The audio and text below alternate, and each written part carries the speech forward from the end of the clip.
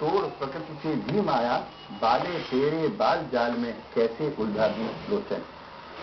प्रकृति के सुकुमार कवि सुमित्रा नंदन पंत की ये पंक्तियां बताती हैं कि प्रकृति का सौंदर्य नारी सौंदर्य से भी कहीं अधिक है।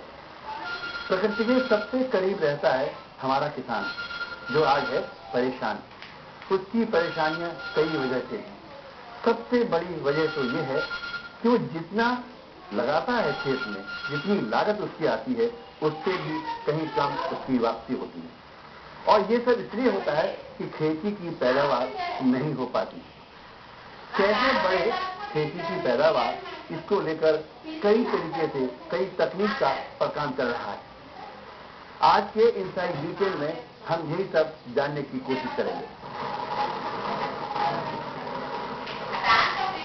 खेती की अधिक से अधिक पैदावार हर किसान की लालसा होती है। कैसे मिले किसान को उसकी उपज का लाभ?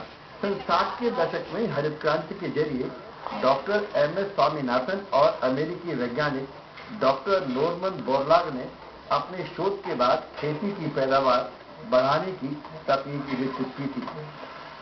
इस तकनीक में रासायनिक खाद और कीटनाशकों के उपयोग से पौधे के विकास में जोर दिया गया था। पौधे पर ज्यादा जोर देने का असर यह हुआ कि धीरे धीरे जमीन की उर्वरता कम होने लगी और इसका पर्यावरण पर भी प्रतिकूल असर पड़ा। कई वर्षों के शोध, अध्ययन और प्रयोग के बाद वैज्ञानिक एक नई तकनीक विकसित करने में कामयाब हुए। खेती की इस तकनीक में कम लागत पर अधिक पैदावार प्राप्त की जा सकती है। इसकी शुरुआत हुई धान की खेती से और इसे नाम दिया गया सिस्टम ऑफ राइस इंटेंसिफिकेशन। संक्षेप में इसे SRI कहा जाता है और हिंदी में हम इसे धान की सघनीकृत खेती विधि कह सकते हैं। धान के अलावा इस विधि से गेहूं और गन्ने की अधिक पैदावार लेने की कोशिश भी जारी है। गेहूं के संदर्भ में यह विधि SWI यानी सिस्टम ऑफ व्हीट इंटेंसिफिकेशन और गन्ने के संदर्भ में इसे system of sugarcane intensification SSI कहा जाता है।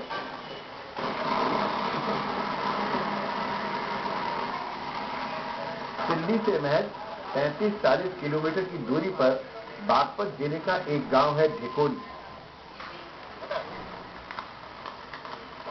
कहते हैं आवश्यकता आविष्कार की जननी होती है। समय समय पर कई आविष्कार हुए हैं, उनमें एक आविष्कार ये भी है। आज जरूरत आ पड़ी है एक और नए आविष्कार की, और वो भी खेती को लेकर। WWF यानी world wide fund for nature और INCRISAT यानी international crop research institute for semi arid tropics नामक दो अंतर्राष्ट्रीय संगठनों के सहयोग से DCAP नामक एक शैक्षिक संगठन ने ढिकोली में एक SRI परियोजना का संचालन किया। इस परियोजना के तहत पिछले साल ढिकोली के एक किसान संजय ढाका ने अपने 1 बीघा खेत में इस विधि से धान की खेती की थी। आशा के अनुरूप फायदा मिलने पर उन्होंने इस साल 4 बीघे में SRI से खेती की। हमने संजय ढाका से उनके अनुभव पूछे। अभी हम हैं बागपत जिले की खेगड़ा तहसील के ढिकोली गांव में और ढिकोली गांव के किसान संजय ढाका के साथ। संजय ढाका इस एरिया के पहले ऐसे किसान हैं जिन्होंने SRI से धान की खेती करना शुरू किया है। संजय जी, ये जो आपने नई तकनीक से धान की खेती शुरू की है, इसका क्या फायदा हुआ? ये सर हमने 2009 में स्टार्ट किया था और इसके करने से हमें काफी फायदा हुआ है। तो किस किस्म का फायदा हुआ? एक तो फायदा होता है कि समय की बचत होती है, दूसरा फायदा होता है पैसे की बचत होती है, और तीसरा फायदा होता है कि कम लागत में आपको ज्यादा अनाज मिलता है। तो किस किस्म का फायदा आपने महसूस किया? देखिए, सबसे ज्यादा फायदा तो ये है सर इसमें कि हमारा मिट्टी का एक सुधार हो रहा है। SRI करने से हमारी मिट्टी का सुधार हो रहा है, जो कि 30-40 साल से ये बाहर का जो बीज और ये कीटनाशक दवाइयों से हमारी मिट्टी बहुत कमजोर होगी, उर्वरा शक्ति खत्म होगी, वो खत्म होगी। तो SRI करने से बीज की भी कम लागत है, बीज की कम लागत है और हमारा मिट्टी का सुधार हो रहा है और पैदावार ज्यादा हो रही है। इसके खाने से आदमी का स्वास्थ्य। पिछली बार आपने जब शुरू किया था पहली बार तो कितने इलाके में कितने बीघे में लगाया था? मैंने 1 बीघे में लगाया था सर, इसी खेत में। हाँ, ये पूरा ऑर्गेनिक किया था। अच्छा। और इस साल मैंने ये 4 बीघे में लगाया। अच्छा, मतलब 1 से 4 गुना पड़ गया। संजय के अनुभवों और खेती में हुए फायदे की जानकारी मिलने पर इस साल धिकोली गांव के लगभग 2 दर्जन किसानों ने SRI विधि से धान की खेती की। क्या मानना है इन किसानों का, इस बारे में कुछ किसानों से हुई हमारी बात। ढाका जी, आपने कितने उसमें लगाया है? हमने 4 बीघे में लगाया सर ये। अच्छा, आपकी जमीन कुल कितनी है? हमारी जमीन है जी 9 बीघे। और किसने आपको कहा कि आप इस तरीके से, और किसको देख करके आपने सब किया? हमने संजय ढाका को देख के जी, हाँ। उसने पहली बार लगाया था SRI तरीके से धान। तो संजय को ये किसने बताया कि संजय को किसने बताया होगा? हाँ जी, ये डी का संस्था है जी। हाँ, अच्छा। मैडम वाणी। हाँ, हाँ। इन्होंने इस बारे में बताया। एक और किसान हमारे साथ हैं, आप हैं पवन ढाका। पवन ढाका। आपका एक ढाका परिवार है, भाई बिरादरी है सबकी, गोत्र है। अच्छा, तो आपने कितने बीघे में लगाया? सब 2 बीघे में लगाया। 2 ही बीघे में क्यों लगाया? सब बाकी जो खेत खाली नहीं था उसमें गन्ना वगैरह बोए हुए थे। अच्छा, तो अब के बार अच्छा लगा तो और ज्यादा बढ़ाएंगे इसको। तो आपके पास कुल कितना खेत है? खेत सर हमारे पास 20 बीघा जमीन है। अच्छा, तो ये माना जा रहा है कि धीरे धीरे कई लोग इससे जुड़ते जा रहे हैं और कई किसान अब SRI पद्धति से अपने धान की खेती करने जा रहे हैं। धिकोली में पानी का स्तर काफी नीचे चला गया है। ऐसे में पानी की बचत के साथ ही SRI विधि से धान की खेती करना यहाँ के किसानों के लिए कारगर साबित हो रहा है। इसके अलावा यहाँ के किसान गन्ने और गेहूं की खेती में भी यह प्रयोग करने जा रहे हैं। अगर 1 बीघा गन्ना आप पुरानी विधि से लगाए, उससे आपको मतलब सारी चीजें लगाने के बाद उसका कितना पैसा मिल सकता है आमतौर पर? पिछली फसल की बात करें, उसमें सर 1 बीघा में खर्चा आता है 5,000 रुपए का। हाँ। साल भर का। हाँ, ठीक है। इसमें आता है हमारा 1200 रुपया खर्चा। अच्छा।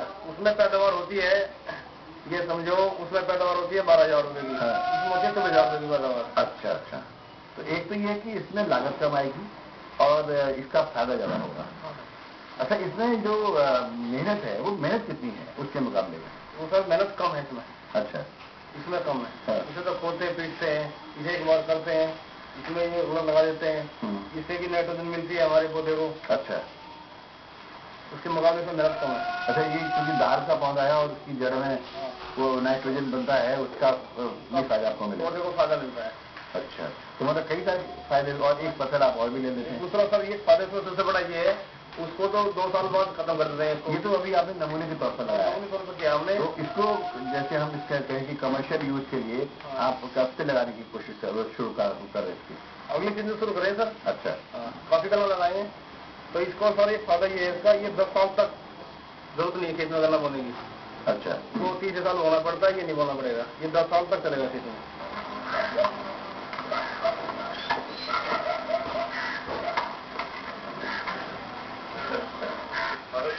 DCAP की परियोजना में शामिल धिकोली के सभी किसान अपनी फसल का पूरा लेखा जोखा रखते हैं और समय समय पर DCAP के अधिकारी इनका निरीक्षण भी करते हैं।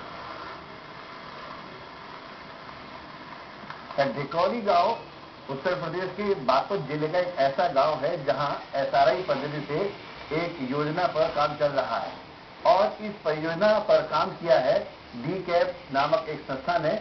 और यहाँ हमने बात की DCAP की निदेशक MS वाणी से। वाणी जी, जो बात हम करते हैं कि पैदावार बढ़ानी चाहिए, लागत कम हो, पैदावार बढ़े, और 60 के आसपास एक ग्रीन रिवोल्यूशन भी हुआ था, तब भी ये बात कही गई थी और तब खेती की पैदावार भी बढ़ी, लेकिन तब कुछ और तरीके अलग थे। आज एक नया तरीका दिखाई पड़ रहा है, सुनने में आ रहा है। क्या फर्क है इन दोनों में और क्या फायदा है इस नई तकनीकी में? इस नई तकनीक में पहला हरित क्रांति से कंपेयर करते हुए ये बता सकते हैं कि काफी फर्क है। पहले ये बताना चाह रही हूँ कि ये हमारा प्रयास यहाँ धिकोली और आसपास 8 गांव में जो चल रही है, ये WWF इक्रिसैट संस्था के सपोर्ट से हम इसे शुरू किया इस साल। पिछले साल भी हम अपने से ये एक पहला प्रयास था। और आप पहला हरित क्रांति भी पैदावार बढ़ाने का मेन मुद्दा था उसमें भी। और लेकिन उसका और इसको कंपेयर करने से इसका मेन डिफरेंस ये है कि पहला हरित क्रांति में पौधा के ऊपर पूरा ध्यान था, पौधा के ऊपर ध्यान था, पौधा नए नए बीज, हाइब्रिड सीड, पौधा के लिए ज्यादा पानी का पूरा प्रबंधन पौधे के लिए, और रासायनिक खाद और रासायनिक दवाइयाँ, तो ज्यादा इन्वेस्ट करके पौधा के ऊपर पैदावार बढ़ाने का वो जिस रेशियो में हम पैदावार बढ़ाने की बात कर रहे थे उसी रेशियो में खर्चा भी करना पड़ा, खर्चा भी ज्यादा। तो इस जो नई टेक्नोलॉजी है इसमें खर्चा कम है। खर्चा कम से पहले ये चीज बोलना इम्पोर्टेंट है कि यहाँ पौधा के ऊपर ध्यान नहीं है जितना मिट्टी के ऊपर। पहला हरित क्रांति का पैदावार तो जरूर बढ़ी और बहुत बेनिफिट हुआ नेशन का, लेकिन उसका एनवायरमेंटल कॉन्सिक्वेंस, पर्यावरण के ऊपर जो असर पड़ा है वो बहुत बड़ा असर पड़ा है, बहुत नष्ट हुआ है, जिससे अभी जो है वो बेनिफिट जो धीरे धीरे कम होते गए हैं। अगर मोटे तौर पर हम देखें कि जो फर्स्ट ग्रीन रिवोल्यूशन था उसकी क्या कमियां नजर आती हैं, जो ज्यादा नुकसान उसका क्या दिखाई पड़ता है?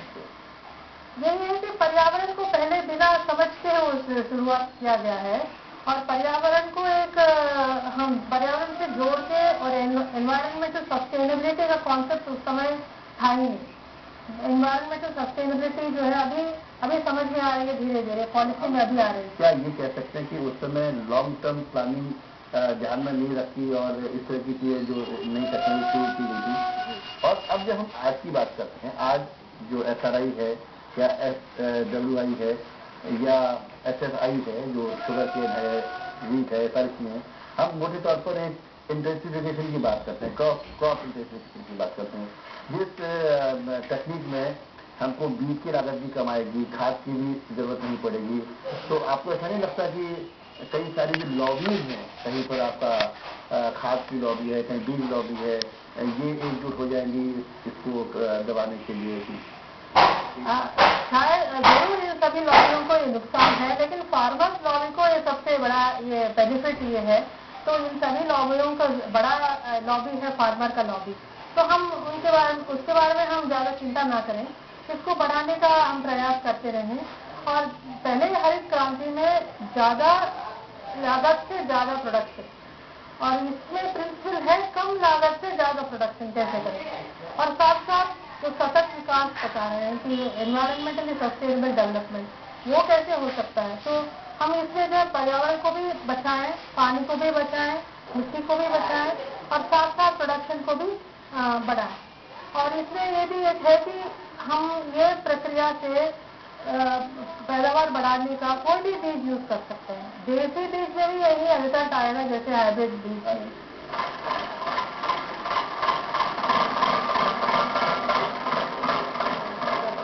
जहाँ चाह वहाँ राह, इंसान चाहे तो कुछ भी कर सकता है। यही हमने जाना अब तक इनसाइड वीकेंड में कि खेती की पैदावार भी बढ़ाई जा सकती है तकनीकी के इस्तेमाल। कार्यक्रम में अब वक्त हो चला है एक छोटे से ब्रेक का। ब्रेक के बाद फिर मिलेंगे और हमारी ये पड़ताल जारी रहेगी।